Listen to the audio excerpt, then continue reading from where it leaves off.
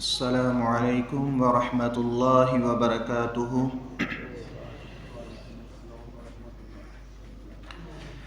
ان الحمد للہ نحمده ونستعینه ونستغفره ونعوذ باللہ من شرور انفسنا ومن سیئات اعمالنا، من يهده الله فلا مضل له ومن يضلله فلا هادي له، وأشهد أن لا إله إلا الله وحده لا شريك له، وأشهد أن محمدًا عبده ورسوله۔ اللهم صل على محمد وعلى آل محمد كما صليت على إبراهيم وعلى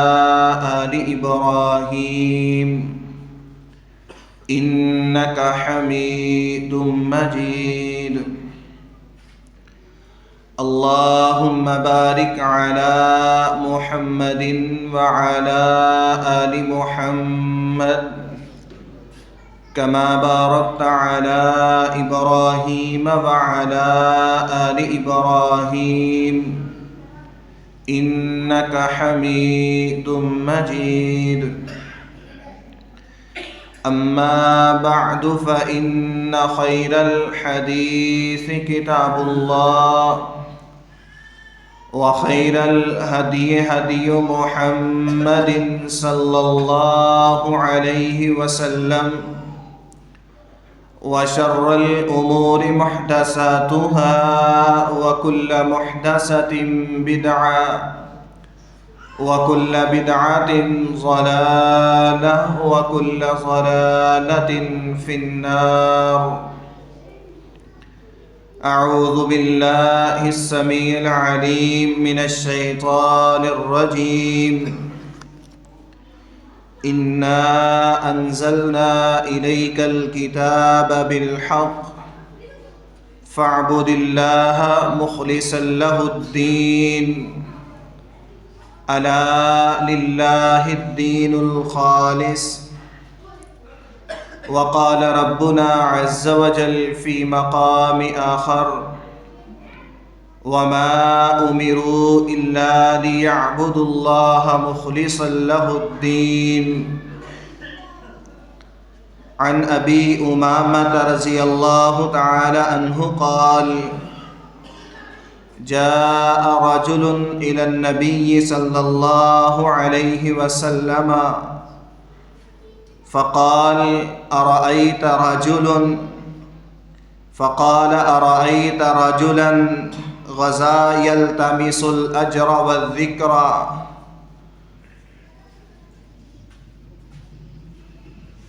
فقال رسول الله صلى الله عليه وسلم: لا شيء له 3 مرات، ثم قال: ان اللہ لا يقبل من العمل الا ما كان له خالصا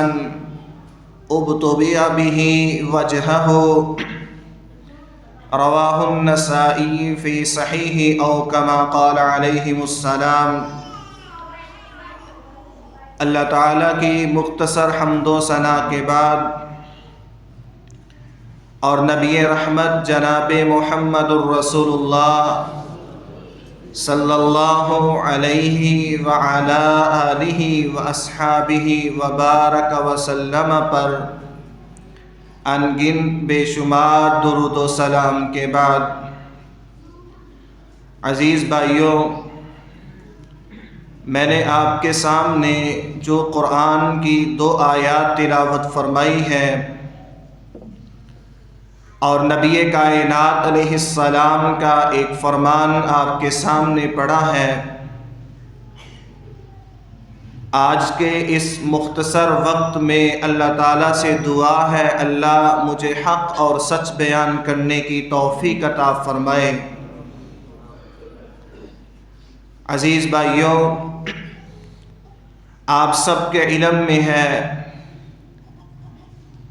کہ ایام میں سے سب سے افضل ایام جو ہے، مہینوں میں سے سب سے افضل جو مہینہ ہے وہ رمضان المبارک کا مہینہ، اور پھر رمضان کے ایام میں سے دنوں میں سے جو سب سے افضل دن جمعۃ المبارک کا دن ہے۔ اور آج ہم جمعہ خطبہ کی ادائیگی کے لیے جمع ہوئے، اور یقیناً ہمارا رب ہمارے لیے اس کو نجات کا اور اپنے ہاں قبولیت سے نوازے گا۔ لیکن اللہ تعالیٰ نے انسان کو پیدا کیا اپنی عبادت و بندگی کے لیے۔ وَمَا خَلَقْتُ الْجِنَّ وَالْإِنسَ إِلَّا لِيَعْبُدُونَ۔ پھر اللہ اپنے بندوں کو عبادت کے طریقے اور سلیقے سکھانے کے لیے انبیاء کو مبعوث فرمایا، ان کے ساتھ اللہ نے کتابوں کو نازل کیا، جن کتابوں کے ذریعے اللہ نے یہ انسان کو رہنمائی عطا کی، وہ کون سے امور ہیں جو اللہ کو پسند ہیں، وہ کون سے ایسے کام ہیں جو اللہ کو پسند نہیں ہیں، ان ساری چیزوں کی وضاحت فرمائی، عبادت کے طریقے سکھائے، پھر ان کی زندگی کے اندر ساری چیزیں بھی سکھلائی۔ لیکن یاد رکھو، اللہ سورۃ ملک کے شروع میں فرماتے ہیں الذی خلق الموت والحیات لیبلوکم ایکم احسن عملا۔ لوگوں، یہ جو زندگی اور موت، یہ ہمیں دنیا کے اندر نظام نظر آ رہا ہے، یہ تو اللہ نے آزمائش کے لیے یہ ساری چیزیں بنائی ہوئی ہیں۔ اس سے اللہ کا مقصود کیا ہے، اللہ چاہتے کیا ہے؟ ایکم احسن عملا، کہ دنیا پہ بھیجنے کے بعد میرا رب دیکھنا چاہتا ہے کہ میرے بندوں میں سے کون اچھا عمل کر کے آیا ہے۔ آج انسان جتنی بھی عبادتیں کرتا ہے، اللہ کی فرما برداری والے جتنے بھی امور کرتا ہے، شاید کہ اللہ کے ہاں وہ قبول ہیں یا نہیں ہے، لیکن اللہ نے قبولیت کی کچھ شرائط بھی ذکر کی ہیں، اور اللہ نے جتنے انبیاء آئے سب کو یہ حکم دیا ہے وَمَا أُمِرُوا إِلَّا لِيَعْبُدُوا اللَّهَ مُخْلِصِينَ لَهُ الدِّينَ، کہ اللہ نے جتنے بھی انبیاء آئے سب کو عبادت کا حکم دیا، لیکن عبادت کے ساتھ اللہ نے ایک چیز کا ضرور حکم دیا ہے۔ وہ کیا ہے؟ اخلاص ہونا ضروری ہے، یعنی انسان اللہ کی عبادت کرے، بندگی کرے، وہ عبادت جو ہے وہ ریاکاری سے، نمود و نمائش سے، دکھلاوے سے پاک ہونی چاہیے۔ اور ابن ابی دنیا رحمہم اللہ نے اپنی کتاب الاخلاص کے اندر جو عبادت کی قبولیت کی شرائط ذکر کی ہیں کہ انسان کے عمل کے لیے سب سے پہلا جو قبولیت کی بنیاد ہے وہ کسی عمل کا سنت اللہ اور اس کے رسول کے حکم کے مطابق ہونا ہے، اس کا اسباب ہونا ہے۔ جو عمل بھی انسان کا اپنی خواہشات کے اوپر ہوگا، اللہ اور اس کے رسول کے بتائے ہوئے طریقے کے مخالف ہوگا۔ سیدنا عائشہ رضی اللہ تعالی عنہ کی حدیث، وہ ارشاد فرماتی ہیں من عمل عملا لیس علیہ امرنا فہو رد۔ لوگوں یاد رکھو، دنیا کے اندر جو بھی عمل کرنے والا عمل کرتا ہے، لیس علیہ امرنا، لیکن اس عمل کے اوپر اللہ اور اس کے رسول کی طرف سے کوئی دلیل نہیں ہے، فہو رد، اللہ کے ہاں وہ عمل قبول نہیں ہے۔ اس لیے اعمال کی قبولیت کے اندر سب سے پہلی شرط کیا ہے؟ وہ عمل جو اللہ اور اس کے رسول کے بتائے ہوئے طریقے کے مطابق ہونا چاہیے۔ اور اللہ نے اپنے بندوں کو ہر نماز کے اندر جو دعا سکھلائی ہے،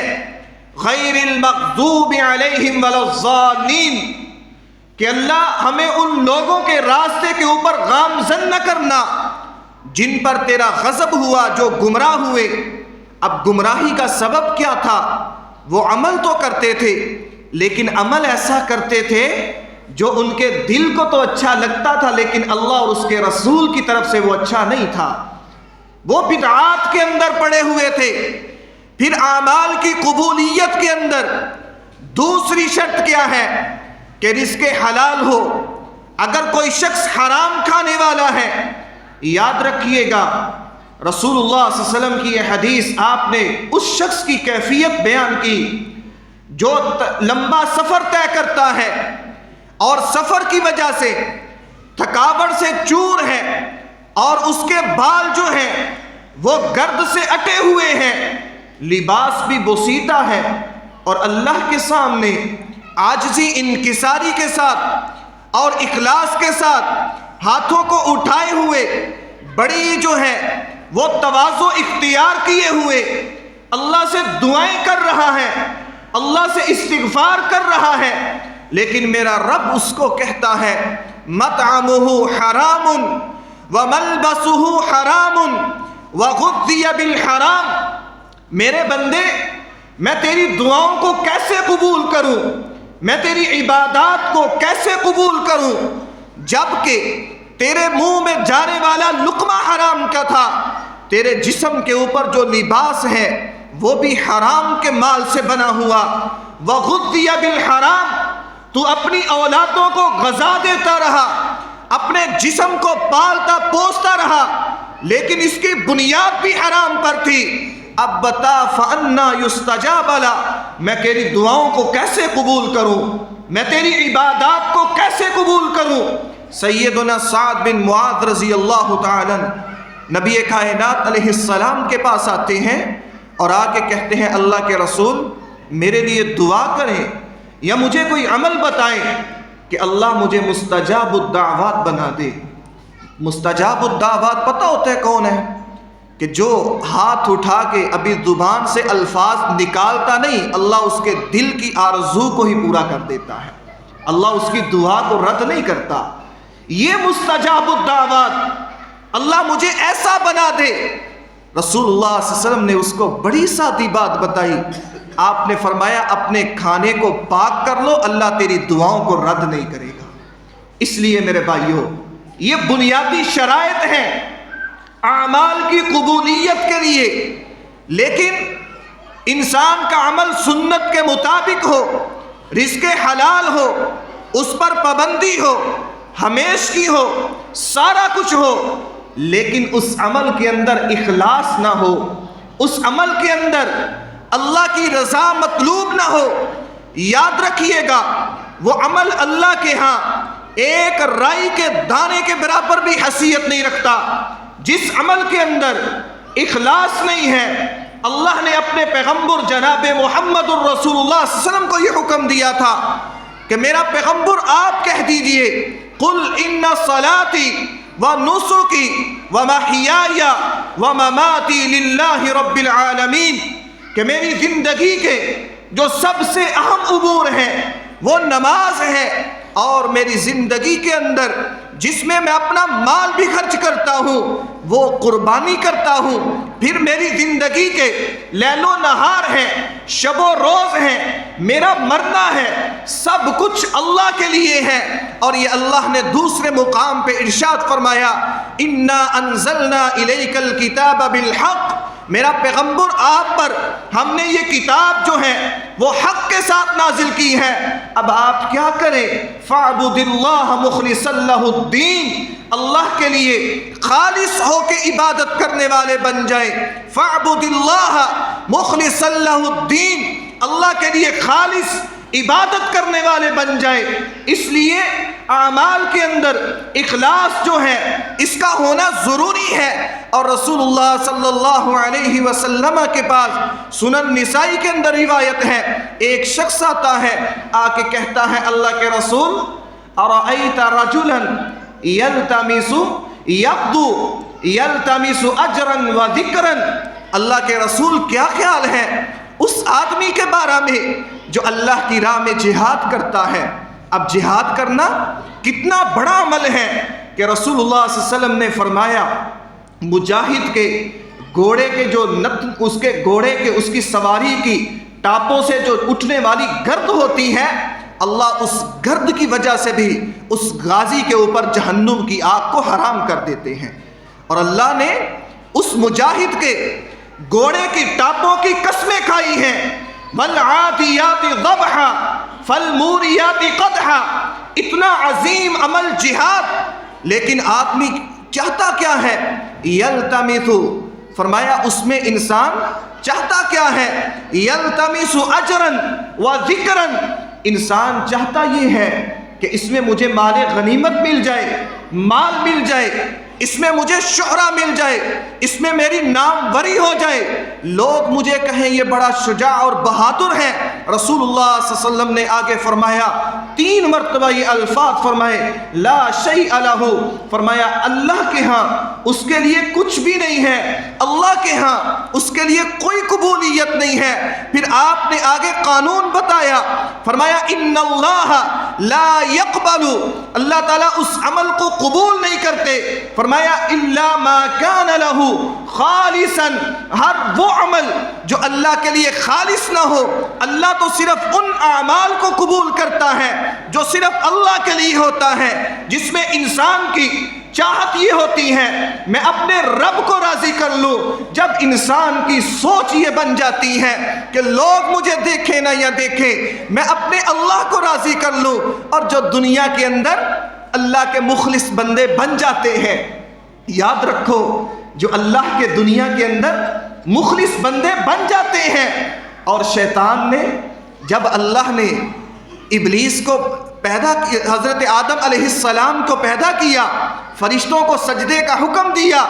اور شیطان ابلیس نے سجدے سے انکار کیا، تو اللہ نے اس کو کہا تھا فَاخْرُجْ مِنْهَا فَإِنَّكَ رَجِيمٌ، اب تو یہاں سے نکل جا، تو ذلیل اور رسوا ہوگا، اِنَّ عَلَيْكَ اللَّعْنَةَ إِلَى يَوْمِ الدِّينِ، اب تجھ پر قیامت تک لعنت برسے گی۔ پھر اس نے بھی وہاں پہ قسم اٹھائی تھی، قسم اس نے کیا اٹھائی تھی؟ قال فبعزتک،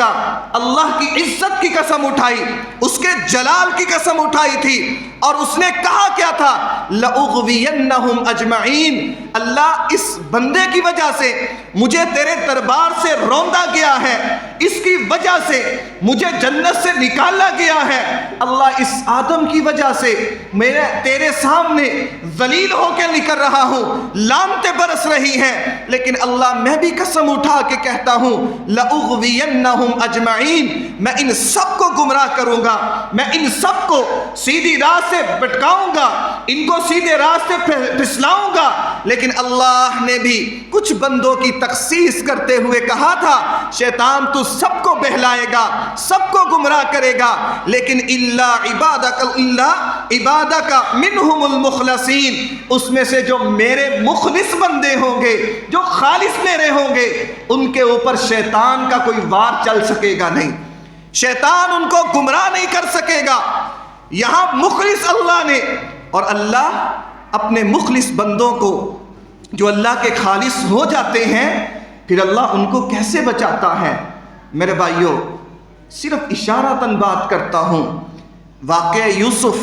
جو اللہ نے سورت یوسف کے نام سے قرآن میں نازل کیا، اور جس کو احسن القصص کہا ہے۔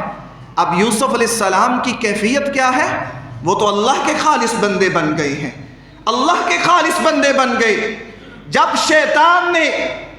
عزیز مصر کی بیوی کو بہلایا اور اس کو خواہشات دلائی اور یوسف علیہ السلام کے اوپر فریفتہ کیا، اور یوسف علیہ السلام کو پھسلانے کے لیے، گناہ پر آمادہ کرنے کے لیے عزیز مصر کی بیوی نے کون سے ہتھ کنڈے استعمال نہیں کیے؟ کون سے طریقے اس نے اختیار نہیں کیے، حتیٰ کہ جب وہ اپنے جذبات کے اندر اس قدر آگے بڑھ جاتی ہے کہ اس کو پکڑتی ہے، دروازے بند کر لیتی ہے، اور دروازے بند کر کے یوسف کو کہتی ہے حیت لک، لیکن یوسف علیہ السلام کا آگے سے اعلان کیا ہوتا ہے، انی اخاف اللہ، یہ اللہ کے مخلص بندے ہیں کہ دنیا کے اندر ان کو صرف اللہ کا خوف ہوتا ہے، دنیا کا ڈر نہیں ہوتا کہ دنیا تعریف کرے یا نہ کرے، میرا رب دیکھ رہا ہے۔ یوسف علیہ السلام کا یہ جب اعلان وہاں پہ زبان سے یہ جملہ نکلتا ہے انی اخاف اللہ، میں اپنے اللہ سے ڈرتا ہوں، تو آگے اللہ نے ان کے بارے میں کیا کہا تھا، وَلَقَدْ هَمَّتْ بِهِ وَهَمَّ بِهَا لَوْلَا أَن رَّأَىٰ بُرْهَانَ رَبِّي، یہ یوسف علیہ السلام کا کمال نہیں ہے کہ اس کو اس گناہ سے نکالنا، اس گندگی سے محفوظ رکھنا، بلکہ وہ بھی ارادہ کر چکے، قریب تھا کہ یوسف علیہ السلام بھی جذبات کی اغلبیت کی وجہ سے بہلاوے میں آ جاتے، بہک جاتے، لیکن اپنے رب کی دلیل نہ دیکھتے۔ لولا ان رأى برہان ربی كذلك لنصرف عنه السوء والفحشاء، اللہ کہتے ہیں ہم اپنے بندوں سے اسی طرح فحاشی کو، بے حیائی کو، عریانی کو، اس طرح کی لغویات کو، فضولیات کو، جتنے بھی گمراہ کن راستے ہوتے ہیں ان سب چیزوں سے پھیرتے ہیں۔ کیوں پھیرتے ہیں؟ انہو من عبادنا المخلصین، جو میرے بندے ہوتے ہیں میں ان پر شیطان کو غالب نہیں آنے دیتا۔ تو کیا خیال ہے میرے بھائیوں، ہمیں آج شیطانی وسواس سے بچنے کے لیے سب سے پہلا عمل اپنے اعمال کے اندر اخلاص پیدا کرنا ہے۔ اور صحابہ کرام رضوان اللہ علیہم اجمعین کے اندر اخلاص کی کیفیت کیا تھی، وہ اپنے اعمال کو کیسے چھپاتے تھے کہ سیدنا ابو بکر صدیق رضی اللہ تعالیٰ رات کی تاریکیوں میں ایک راستے پہ گزرتے ہیں اور بستی سے باہر نکلتے ہیں، ایک کٹیا ہے اور وہاں ایک بوڑھی خاتون رہتی ہے جو آنکھوں سے نابینی ہے اور اس کے پاس اس کی کوئی خدمت کرنے والا نہیں ہے۔ سیدنا ابو بکر صدیق رضی اللہ تعالیٰ رات کی تاریکی میں جاتے ہیں، اس کے گھر کی صفائی کرتے ہیں، اس کے لیے کھانے کا اہتمام کرتے ہیں اور اس کے لیے تازہ پانی بھر کے رکھتے ہیں، اور پانی رکھنے کے بعد وہ وہاں سے واپس آ جاتے ہیں، کسی کو خبر تک نہیں ہوتی۔ لیکن سیدنا عمر رضی اللہ تعالیٰ صرف یہ دیکھا کرتے تھے کہ عمر ابو بکر اس راہ پہ جایا کرتے تھے۔ جب سیدنا ابو بکر صدیق رضی اللہ تعالیٰ کی وفات ہو جاتی ہے تو ایک دن چند دنوں کے بعد حضرت عمر رضی اللہ تعالیٰ اسی راہ پہ چلتے ہیں اور کہتے ہیں میں دیکھوں تو صحیح ابو بکر ان راہوں پہ چل کے کیا عمل کرتے تھے۔ تو جاتے ہیں وہاں اس کٹیا میں داخل ہوتے ہیں، وہ بوڑھی خاتون بیٹھی ہوئی، وہ جب قدموں کی آہٹ سنتی ہے اور اونچی آواز سے کہتی ہیں کہاں رہے اتنے دن، تم نے میرا حال تک نہیں پوچھا، میرے لیے کسی کھانے کا اہتمام نہیں کیا، میری دیکھ بھال کے لیے نہیں آئے۔ سیدنا عمر رضی اللہ تعالیٰ زاروں کی طرح رونا شروع کر دیتے ہیں اور کہتے ہیں اماں تیرے خادم سے غلطی ہو گئی، اب کے بعد یہاں سے وہ غائب نہیں ہوگا۔ اور ابو بکر صدیق کے لیے دعا کرتے ہیں کہ اللہ ابو بکر کی مغفرت فرما، اس نے ہمیں کن راہوں پہ ڈال دیا ہے کہ رات کی تاریکیوں میں ان لوگوں کی خدمت کرتے تھے کہ جو ان کو جانتے تک نہیں تھے، جو پہچانتے تک نہیں تھے، اور اپنے اعمال کو اس قدر چھپاتے تھے کہ لوگوں کو خبر نہ ہو۔ آج ہماری کیفیت یہ ہے کہ جب تک ہم اپنے عمل کی تشہیر نہ کر لے ہمیں اپنی نیکی کے اوپر یقین نہیں آتا، جب تک ہم لوگوں کے سامنے اس کو بیان نہ کر لے اس وقت تک ہمیں وہ نیکی لگتی ہی نہیں ہے۔ عمر بن عبدالعزیز رحمہم اللہ گھر کے اندر ایک ایسا کمرہ بنایا ہوا ہے جہاں کسی کو جانے کی اجازت نہیں ہے، رات ہوتی ہے وہاں داخل ہو جاتے ہیں اور ساری رات جو ہے وہ اللہ کا خوف اپنے دل میں پیدا کیے ہوئے تلاوت میں زندگی بسر ہوتی ہے، رات اس طرح کرتی ہیں۔ اللہ فرماتے ہیں یہ میرے مخلص بندے پھر جن پر شیطان کبھی غالب آ سکتا نہیں ہے۔ اور اللہ کے لیے جو عمل بندہ خالص اللہ کے لیے کرے، یاد رکھو دنیا کے اندر وہ عمل انسان کے لیے قربات، مسائب، مشکلات سے نجات کا سبب بن جاتے ہیں۔ میرے بھائیو یاد رکھو، رسول اللہ صلی اللہ علیہ وسلم نے پہلی امت کے لوگوں میں سے ایک قصہ بیان کیا ان 3 غار والوں کا۔ فرمایا 3 آدمی، صحیح البخاری کے اندر، کہ 3 آدمی سفر کے لیے نکلتے ہیں اور راستے کے اندر طوفان اور بارش ان کو پہنچتی ہے، تو وہ طوفان اور بارش سے بچنے کے لیے ایک غار کے اندر پناہ لے لیتے ہیں، ایک غار کے اندر چھپ جاتے ہیں۔ جب وہ غار کے اندر چھپتے ہیں، طوفان کی وجہ سے ایک چٹان اور اونچائی سے پتھر آتا ہے جو اس غار کے منہ کے آگے آ کے اس طرح لگ جاتا ہے کہ اب وہاں نکلنے کا کوئی راستہ نہیں ہے۔ وہ تینوں غار کے اندر محصور ہو جاتے ہیں، بند ہو جاتے ہیں، نکلنے کا راستہ نہیں ہے، بیٹھے بیٹھے اپنی موت کا انتظار کرنے لگتے ہیں۔ لیکن ایک کہتا ہے اٹھو، اپنی زندگی میں جو عمل تم نے خالص اللہ کے لیے کیا ہے، آج اسی عمل کو اللہ کے سامنے وسیلہ بنا کے پیش کرو، شاید کہ اللہ ہمیں اس نیکی کی بنیاد پہ اس مصیبت سے پناہ دے دے۔ تو ان میں سے پہلا آدمی وہ اٹھتا ہے اور کیا کہتا ہے، اللہ تو جانتا ہے کہ میرے بیوی بچے بھی ہیں، میرے ماں باپ بھی بوڑھے ہیں، اور اللہ میں اپنے ماں باپ کی خدمت کرتا تھا اور خدمت بھی ایسی کرتا ہوں کہ یا اللہ تو جانتا ہے میرے پاس بکریوں کا ریوڑ ہے، دن بھر بکریاں چراتا ہوں اور رات کو انہی بکریوں کا دودھ دوتا ہوں، اور سب سے پہلے اپنے ماں باپ کو پیش کرتا ہوں، پھر اس کے بعد اپنی اولاد کو دیتا ہوں۔ اور ایک دن میں بکریاں چراتے چراتے دور نکل جاتا ہوں، رات کو واپس آتا ہوں، ماں باپ جو ہیں وہ سو چکے ہیں، میں بکریوں کا دودھ دوتا ہوں، ان کے لیے لے کے آتا ہوں، لیکن میرے آنے تک وہ سوئے ہوتے ہیں۔ میں پسند نہیں کرتا کہ ان کی نیند کے اندر خلل آئے، ان کو جو ہے نا پریشان کیا جائے، میں ان کو نیند سے اٹھاتا نہیں ہوں۔ اللہ میرے بچے جو ہیں وہ بھوک سے بلکتے رہے، وہ بھوک کی وجہ سے مجھ سے دودھ کا مطالبہ کرتے رہے، لیکن اللہ میں تیری رضا کے لیے اپنے ماں باپ کے سرہانے ساری رات کھڑا رہتا ہوں، دودھ کا پیالہ لیے، جب وہ صبح بیدار ہوتے ہیں سب سے پہلے ان کو پلاتا ہوں، پھر اپنی اولاد کو دیتا ہوں۔ اللہ اگر یہ نیکی خالص تیرے لیے کی ہے، اللہ اس مشکل سے ہمیں نجات دے دے۔ اس کے یہ الفاظ، یہ دعا کہنے کی دیر تھی تو پتھر تھوڑا سا سرک جاتا ہے، پتھر ہٹ جاتا ہے، پھر دوسرا اٹھتا ہے اور کہتا ہے اللہ تو جانتا ہے کہ میری ایک چچا زاد بہن، ایک چچا کی بیٹی تھی جس پر میرا دل فریفتہ ہو گیا تھا، اور یہ محبت کے اندر آ کے میں نے اس کو گناہ کی دعوت دی، لیکن وہ انکار کرتی رہی، حتیٰ کہ وہ مجبور ہو کے بھوک کی وجہ سے میرے پاس آتی ہے، امداد کے لیے میں 100 دینار اس کی مدد کرتا ہوں، ساتھ میں یہ شرط رکھتا ہوں کہ میں اس کے ساتھ بدکاری کروں گا، اپنی حاجت کو پورا کروں گا، لیکن جب اس کے قریب جاتا ہوں وہ آگے سے کہتی ہے انی اخاف اللہ، اللہ سے ڈر جا، یہ کام نہ کر، یہ تو گناہ والا کام ہے، اللہ تیرا خوف رکھتے ہوئے میں اس کو رقم بھی معاف کر دیتا ہوں اور گناہ سے بھی بچ جاتا ہوں۔ اللہ اگر یہ گناہ کا کام چھوڑا فقط تیری رضا کے لیے، تیرے خوف کی وجہ سے، اللہ خالص عمل تیرے لیے کیا ہے، اللہ آج اس عمل کی وجہ سے ہمیں اس مشکل سے نجات دے دے۔ دوسرے کی دعا کرنے کی دیر تھی، پتھر تھوڑا سا اور ہٹ جاتا ہے، پھر تیسرا اٹھتا ہے،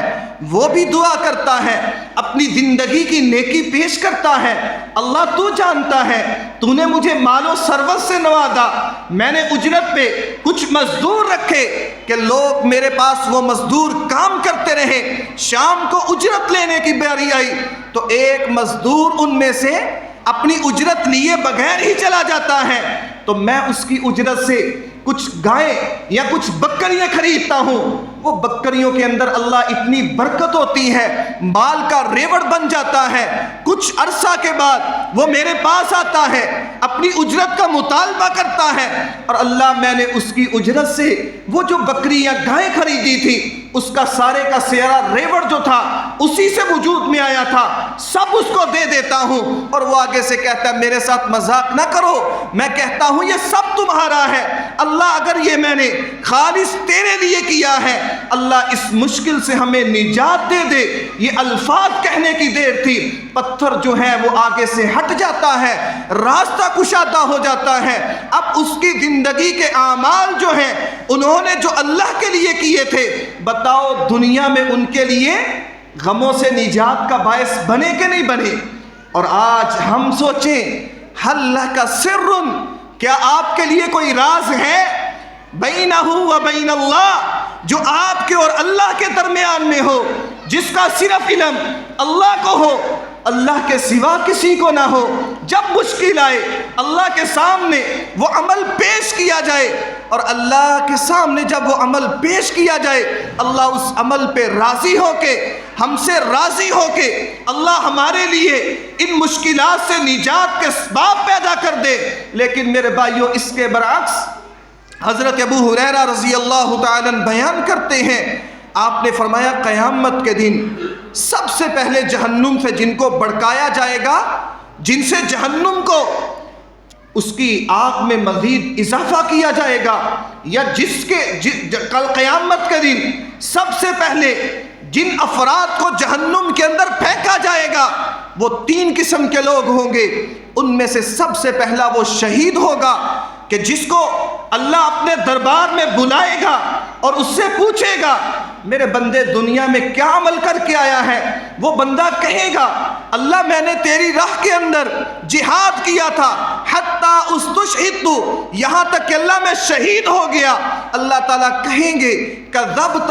میرے بندے تو جھوٹ بولتا ہے، تو نے جہاد اس لیے کیا تھا، میدان میں اس لیے اترا تھا، لوگ تجھے جری کہیں، لوگ تجھے بہادر کہیں، لوگ تجھے شجاعت مند کہیں، تو نے وہ ساری چیزیں دنیا میں حاصل کر لی ہیں، آج میرے پاس تیرے لیے کوئی جزا نہیں ہے۔ اللہ تعالیٰ اس کو اٹھائیں گے، جہنم کے اندر پھینک دیں گے۔ پھر دوسرا وہ شخص ہوگا جو قرآن کا عالم ہوگا، قرآن کا قاری ہوگا، لوگوں کو قرآن کی تعلیم دینے والا ہوگا، لوگوں کو قرآن کے قریب کرنے والا ہوگا۔ اللہ اس سے پوچھیں گے میرے بندے بتا کیا کر کے آیا ہے؟ وہ کہے گا اللہ تیرے دین کا علم حاصل کیا، پھر ساری زندگی تیرے دین کی اشاعت میں اپنی زندگی بسر کر دی۔ اللہ کہیں گے کذبتا، تو بھی جھوٹ بولتا ہے، تو نے تو دنیا میں سب کچھ اس لیے کیا تھا کہ لوگ تجھے عالم کہیں، لوگ تجھے بڑا نیک کہیں، وہ دنیا میں تجھے کہہ دیا گیا ہے، اب میرے پاس تیرے لیے کچھ بھی نہیں ہے۔ اللہ اس کو بھی اٹھائے گا، جہنم کا ایندھن بنا دے گا۔ تیسرا وہ شخص ہے جو دنیا کے اندر جس کو اللہ نے بڑا مال دیا، غنی آدمی ہے، وہ سخاوت کرتا تھا، لوگوں کی ضروریات کو پورا کرتا تھا، تو اللہ اس سے پوچھیں گے میرے بندے کیا عمل کر کے آیا ہے؟ وہ یہی کہے گا اللہ مجھے تو نے مال عطا کیا تھا، اس مال سے لوگوں کی مشکلات کو حل کرتا رہا، ان کی مدد کرتا رہا، ان کے لیے میں سامانے جو ان کی آسائش کا سامان مہیا کرتا رہا۔ اللہ کہیں گے کذبتا، میرے بندے تو بھی جھوٹ بولتا ہے، تو اس لیے مال خرچ کرتا تھا، لوگ تجھے سخی کہیں، لوگ تجھے یہ کہیں کہ یہ بڑا سخاوت کرنے والا ہے، آج دنیا میں تجھے وہ سب کچھ مل گیا، میرے پاس تیرے لیے کچھ بھی نہیں ہے۔ میرے بھائیوں اس کو بھی اللہ اٹھائے گا، جہنم کے اندر پھینک دے گا۔ جب حضرت ابو ہریرہ رضی اللہ تعالی عنہ نے یہ حدیث بیان کی، سیدنا امیر معاویہ رضی اللہ تعالیٰ وہ بھی پاس بیٹھے ہوئے زاروں کی طرح رونے لگ گئے اور کہنے لگے اللہ نے قرآن میں یہ بات ارشاد فرمائی ہے من کان یرید الحیات الدنیا وزینتها نوفی الیہم اعمالهم وهم فیہا لا یبخسون اولئک الذین، فرمایا یہ لوگ ہیں جو دنیا کو چاہتے ہیں، دنیا کی زیب و زینت کو چاہتے ہیں، دنیا کے اندر وہ ناموری کو چاہتے ہیں، یہ سب کچھ اللہ نے ان کو عطا کر دیا، سب کچھ دنیا میں مل گیا، اب آخرت میں ان کے لیے کوئی حصہ نہیں ہے، آخرت میں ان کے لیے تباہی ہے، آخرت میں ان کے لیے آگ ہے۔ آج میرے بھائیوں، ہم عمل بھی کریں، محنت بھی کریں، مشقتیں بھی برداشت کریں، لیکن اس میں اخلاص نہ ہو، اللہ کی رضا مقصود نہ ہو، بتاؤ اس عمل کا ہمیں کوئی فائدہ ہوگا؟ اور حالانکہ اللہ نے مثال دی ہے، یا ایھا الذین آمنوا لا تبطلوا صدقاتکم بالمن والاذی کالذی ينفق مالہ رئاء الناس۔ اللہ نے چٹان کی مثال دی ہے کہ جس پتھر چٹان کے اوپر دور پڑی ہو، پھر آسمان سے بارش برسے، وہ سب کچھ ختم کر دے، کیا اس پتھر نے کچھ بارش کا پانی جذب کیا؟ اس کو کچھ فائدہ ہوا؟ جو اس پر چیز تھی وہ بھی ختم ہو گئی۔ پھر اس سے بڑھ کے اللہ نے ایک بڑی زبردست پیاری مثال دے کے بندے کو سمجھایا ہے، اَيَوَدُّ أَحَدُكُمْ أَن تَكُونَ لَهُ جَنَّةٌ مِّن نَخِيلٍ وَأَعْنَابٍ تَجْرِي مِن تَحْتِهَا الْأَنْهَارُ لَهُ فِيهَا مِن كُلِّ الثَّمَرَاتِ۔ اللہ کہتے ہیں کیا خیال ہے ایک آدمی کے لیے باغات ہوں، کھجوروں کے، انگوروں کے، اور اس میں ہر قسم کے پھل ہوں، انسان کے پاس وہ ساری زندگی کی محنت ہو، وَلَهُ ذُرِّيَّةٌ ضُعَفَاءُ، تو انسان کی ابھی اولاد چھوٹی ہے، ساری زندگی محنت کر کر کے کمایا ہے، بنایا ہے، فَأَصَابَهُ الْكِبَرُ، پھر اس بندے کو بڑھاپا بھی پہنچ جائے، فَأَصَابَهَا الْكِبَرُ وَلَهُ ذُرِّيَّةٌ ضُعَفَاءُ فَأَصَابَهَا إِعْصَارٌ فِيهِ نَارٌ فَاحْتَرَقَتْ، اللہ کہتے ہیں اچانک اس باغ کو، اس کے اس سارے سامان کو آگ پہنچے اور سب کچھ ہلاک کر کے رکھ دے، بتاؤ اس شخص کی کیفیت کیا ہوگی، کتنا غم ہوگا اس کا۔ تو سیدنا عبداللہ ابن عمر رضی اللہ تعالیٰ اس کی تفسیر میں کہتے ہیں اس سے مراد وہ شخص ہے جو دنیا کے اندر بڑے عمل کیے، بڑی اس کی نیکیے ہیں، لیکن قیامت کے دن جائے گا اللہ کے سامنے جزا لینے کے لیے، اللہ کہے گا